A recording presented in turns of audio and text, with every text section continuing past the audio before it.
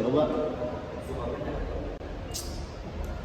Bismillahirrahmanirrahim. Assalamualaikum warahmatullahi wabarakatuh. Pada video ini saya akan menjelaskan kitab Arba'in Nawawi dan kitab Mabadiul Awali. Kedua kitab ini, kenapa saya menjelaskan kedua kitab ini pada video kali ini? Karena dari kedua kitab ini ada satu hadis yang bersangkutan atau satu hadis yang sama. Kalau misalkan teman-teman mempunyai kitabnya, ini bisa dilihat di Al-Hadisul Awal, di hadis pertama, dengan di kitab Mabadiul Awaliyah ini ada di halaman 21, yaitu Qismus Tsani fi Qawaidil Fiqhiyah.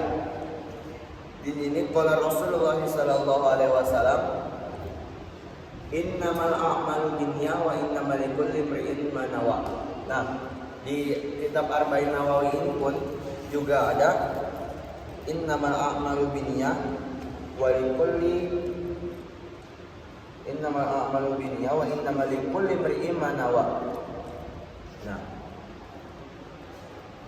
lalu sebentar, saya lihat catatannya dulu.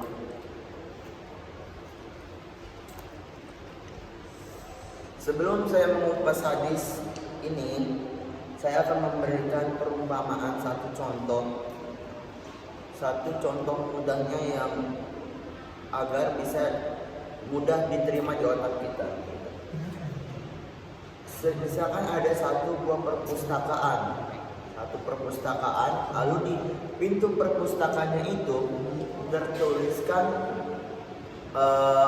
mohon untuk men-silent HP atau menonaktifkan HP. Nah, terus ada orang masuk perpustakaan, terus dia sudah men-silent HP, sudah menonaktifkan HP-nya, tapi ia tertawa terbahak-bahak dan ketawa-tawa dengan temannya dan ngobrol-ngobrol sehingga membuat berisik atau gaduh satu perpustakaan tersebut. Lalu datang lagi satpam, petugas perpustakaan ini datang, petugas perpustakaannya menegur, "Pak, mohon jangan berisik atau berbuat gaduh di sini." Loh, kenapa kan? Karena yang dilarang itu kan hanya menonaktifkan HP-nya saja yang membuat HP-nya berisik. Nah, inilah yang saya maksud dari video sebelumnya, itu adalah antara bahan mentah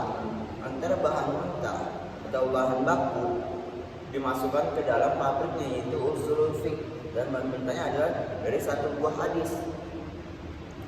Nah, di halaman 21 ini saya akan membacakan qala Rasulullah sallallahu alaihi wasallam, innamal a'malu binniyati wa innamal likulli imri'in ma nawa. Contohnya apa sih? Di sini untuk teman-teman yang mempunyai bukunya mungkin bisa dilihat di sini ada tulisan al-amsilah atau contoh dalam bahasa Arab ya. Minha sebagian al-wudu'u la budda fihi min al-qasdi an-niyah. Wa kadzalika al-ghuslu was-shalatu was-shaum. Wudu diwajibkan untuk berniat, dan begitu juga dalam mandi wajib, sholat dan puasa, dan segala ibadah pun harus memakai niat.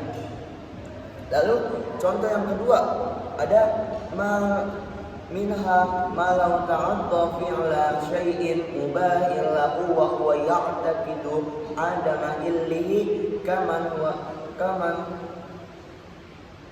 halilatuhu fa huwa haramun.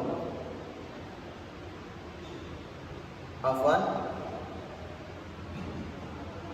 wa huwa ya'taqidu adamu illihi kaman wada'a imra'atan ya'taqidu innaha ajnabiyatun wa innaha zana biha fa idza hiya halilatuhu fa huwa haram. Nah, perumpamaan yang kedua ini contohnya ada satu sepasang suami istri. Nah, ada satu laki-laki yang sudah beristri. Dan si laki-laki ini ia memesan dengan niat ingin berzina, dia memesan PSK atau memesan pelacur. Nah, dipertemukan berjanjian di satu kamar yang gelap. Dia masuk dan melakukan zina dengan pelacur yang sudah dipesannya itu. Lalu pas ketika sudah selesai berzina, dinyalakan lampunya. Pas dinyalakan lampunya, ternyata yang dizinainya ini adalah istrinya sendiri. Nah, maka hukumnya ini adalah haram walaupun ia berzina dengan istrinya sendiri. Karena kenapa? Karena niat awalnya adalah untuk berzina. Jadi walaupun niat awalnya sudah berzina, tapi ketika berzinahnya dengan istri sendiri, maka hukumnya tetap haram. Beda lagi dengan misalkan ada si suaminya ini pulang kerja, rumahnya itu di komplek atau perumahan gitu yang bangunannya sama semua. Nah, suatu ketika pada malam hari satu komplek itu mati lampu, gelap gulita, dan si suaminya ini pulang kerja masuk komplek, masuk rumah. Kebetulan itu pada malam Jumat dan si suaminya ini ingin melakukan sunnah Rasul, beribadah di malam Jumat dengan istrinya. Ketika masuk kan ruangan gelap mati lampu dan dia berhubungan. Setelah berhubungan lampu udah nyala, tiba-tiba nyala. Pas dilihat ternyata istri tetangganya dan dia ternyata salah masuk rumah. Yang dizinainya ini adalah istri tetangganya. Nah, ini gimana hukumnya? Nah, kalau seperti ini beda lagi, hukumnya adalah boleh atau halal. Karena emang niat awalnya itu untuk beribadah, berhubungan dengan istrinya sendiri. Karena dia tidak tahu kalau misalnya salah masuk rumah, jadi istri tetangganya yang dizinai, maka itu tidak apa-apa, dimaafkan gitu. Lalu ada contoh yang ketiga, minha aklu wa syurbu idza qasda bihima at-taqwi' ala ibadati fa huwa yusabu alaihi wal if'al wa ila fala. Dan contoh ketiga ini, jika antum teman-teman semua makan dan minum dengan niat untuk beribadah, dengan niat untuk supaya lebih semangat lagi, lebih semangat lagi untuk mengerjakan pekerjaan sehari-harinya, itu bisa jadi makannya itu mendapatkan pahala.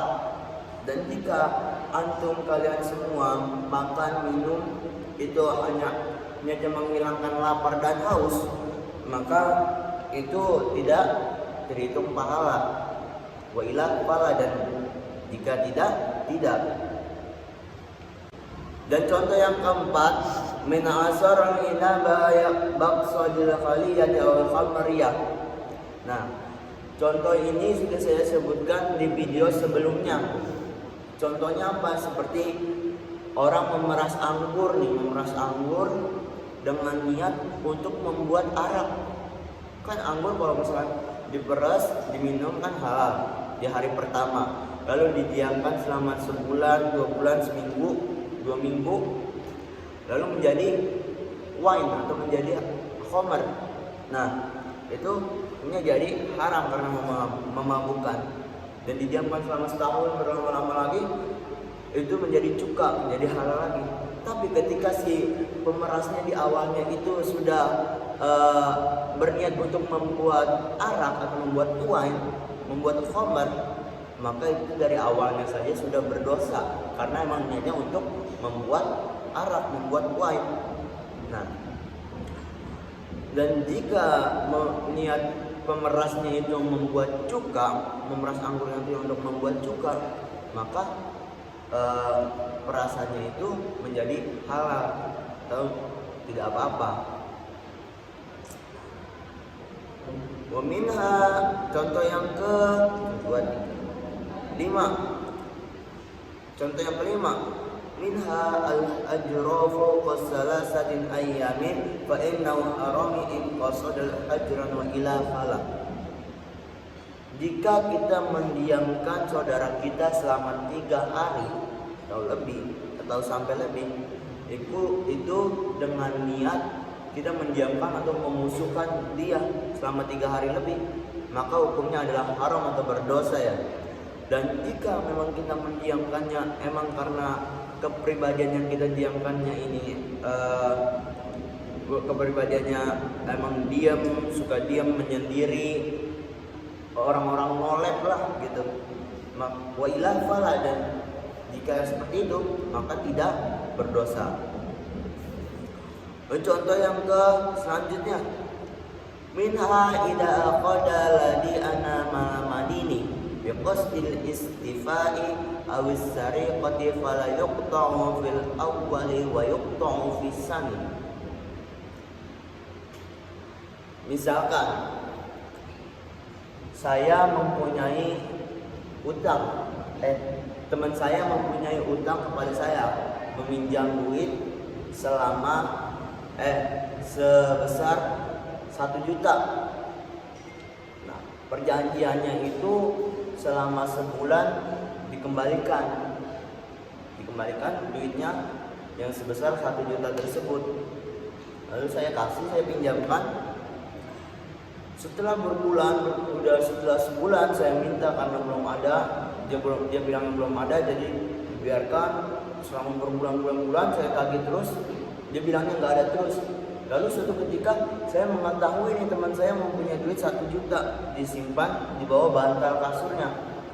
Nah, jika saya mengambil duit teman saya dengan niat untuk membayar utang, karena setelah saya tagih, setelah saya minta terus untuk mengalarkan utangnya, tapi dia nggak ada, berbohong terus, bilang nggak ada terus, dengan niat untuk membayar utang dia itu kepada saya, maka hukumnya boleh mengambil dengan diam-diam dengan niat membayar utangnya. Dan jika saya mengambil uang teman saya ini dengan niat mencuri, walaupun dia punya utang kepada saya, tapi niatnya untuk mencuri, maka hukumnya menjadi dosa karena niatnya adalah mencuri. Nah,